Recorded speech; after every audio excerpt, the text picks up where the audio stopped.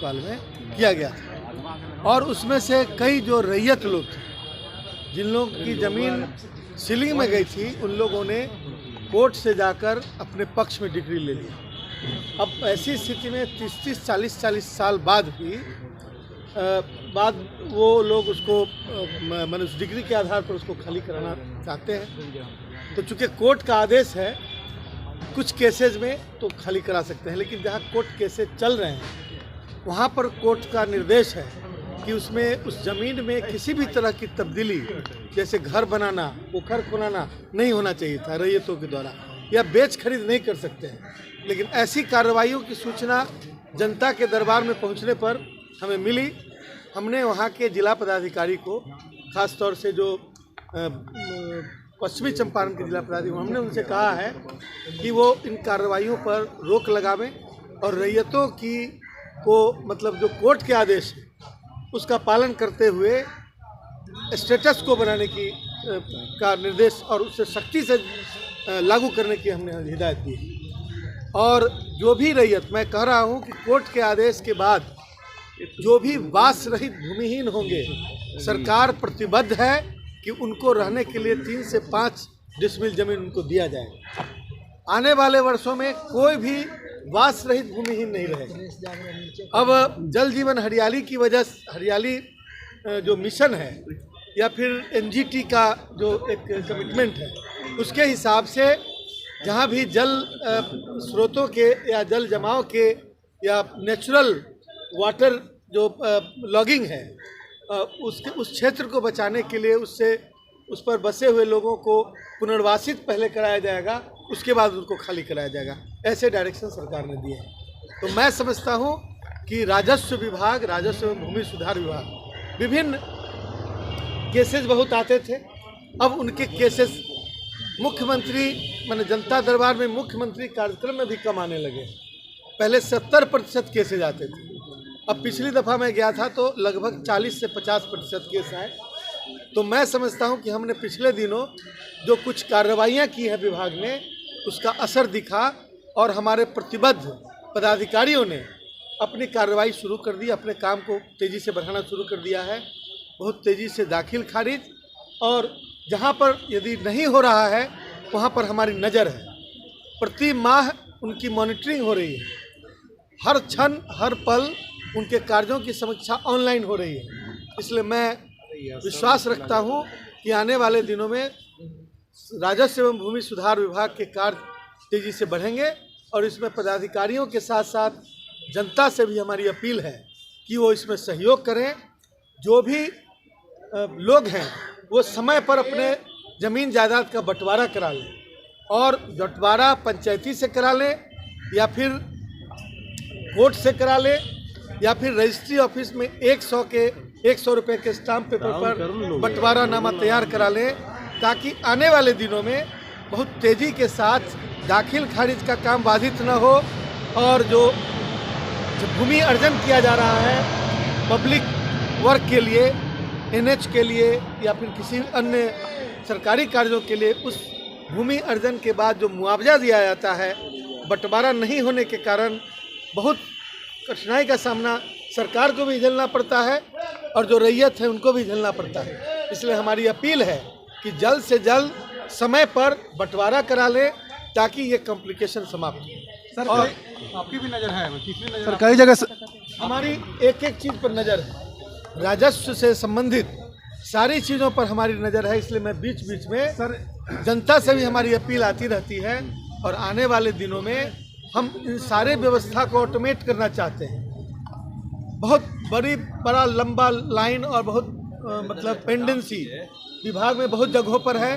हमने निर्देश दिया है अपने पदाधिकारियों को कि 3 महीने के अंदर सारी चीज़ों को अपडेट कर लें, और उसके बाद यदि कोई किसी तरह की गड़बड़ी होगी तो सख्त कार्रवाई होगी, और किसी भी गड़बड़ी को बर्दाश्त नहीं किया जाएगा। पंसावली जमीन को, पंसावली जमीन कई जगह ऐसे केस सामने आया कि पंसावली जमीन को सीओ दखल नहीं कर, जामबंदी नहीं करने देते हैं।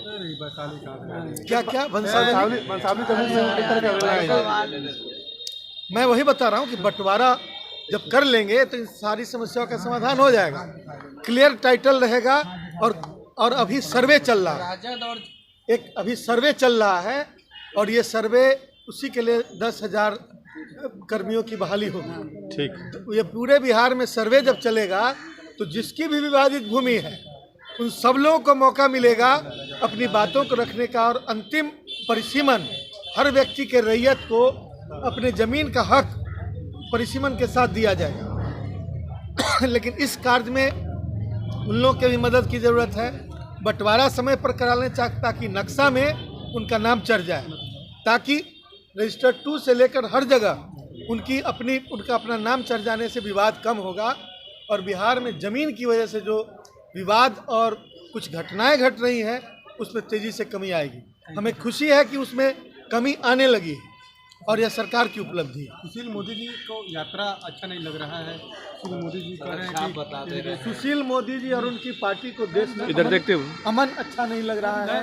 राज्य में जो शांति है, व्यवस्था है, वो अच्छा नहीं लग रहा है। तो इस बीमारी का इलाज हम लोग के पास नहीं। नीतीश कुमार को वो कह रहे हैं, मंत्री जी नीतीश कुमार को वो कह रहे हैं कि सड़क छाप है, सड़क छाप तरीके से बयान देते हैं। नहीं, मैंने देखिए सबसे बड़ी बात है कि नेता प्रतिपक्ष रह चुके हैं, वो कॉन्स्टिट्यूशनल पोस्ट पर रह चुके हैं, और जो उनके बयान है आजकल वो ऐसा लगता है कि अभी पार्टी ज्वाइन करके कुछ अब अपना नाम कमाने के लिए अखबार में छपने के लिए जो देता है बयान, उस तरह के बयान है। इसलिए मुख्यमंत्री जी ने ऐसा कहा। धन्यवाद। सीएम बनना चाहते हैं, पर इच्छा है अगर पार्टी चाहेगी या नेता उपेंद्र कुशवाहा डिप्टी सीएम बनना चाहते हैं। इच्छा है उनको। आपको किसने कहा? खुद उन्होंने कहा। मतलब यदि आपको कहा होगा तो मुझे मालूम नहीं। 14 के बाद ये डिसीजन हो रहा है, तो 14 के बाद में कह रहे हैं 14 के बाद ये सब देखिए, आपकी बातों पर कुछ उन्होंने कह दिया। मैं उपेंद्र जी को जानता हूँ, बहुत अच्छे संजीदगी वाले नेता हैं, और वो पार्टी की जो एकता है और जो महागठबंधन की एकता है उसके बड़े पक्षधर हैं। धन्यवाद। चलिए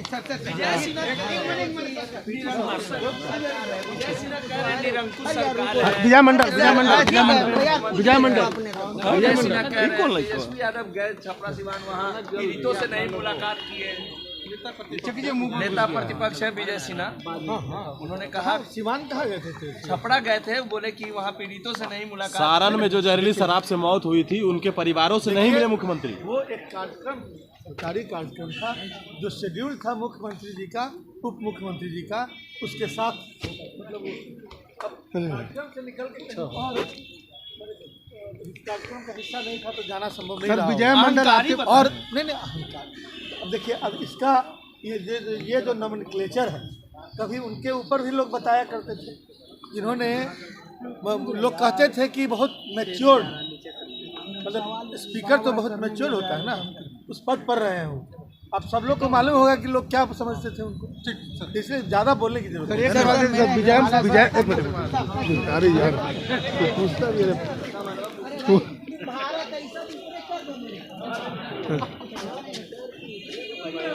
बैग पकड़ना भाई।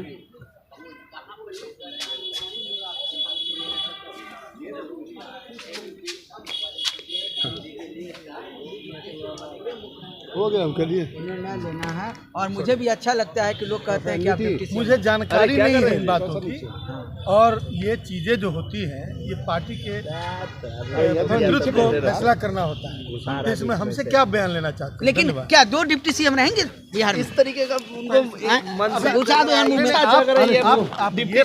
अरे किसी की इच्छा है कुछ बनने की, तो क्यों उसका विश्लेषण अभी कर रहे हैं? सही समय पर सही जगह पर उसका विश्लेषण। विजय मंडल जीवेश मिश्रा से बातचीत कर रहे हैं, कह रहे हैं कि निरंकुश सत्ता परिवर्तन नहीं होगा तो निरंकुश हो जाता है सत्ता। क्या हुआ? विजय मंडल जी आपके जीवेश मिश्रा जी से बात कर रहे थे, जो बीजेपी के नेता हैं। बोल दीजिए सर। नहीं, उन्होंने खंडन भी किया है। अच्छा ठीक है।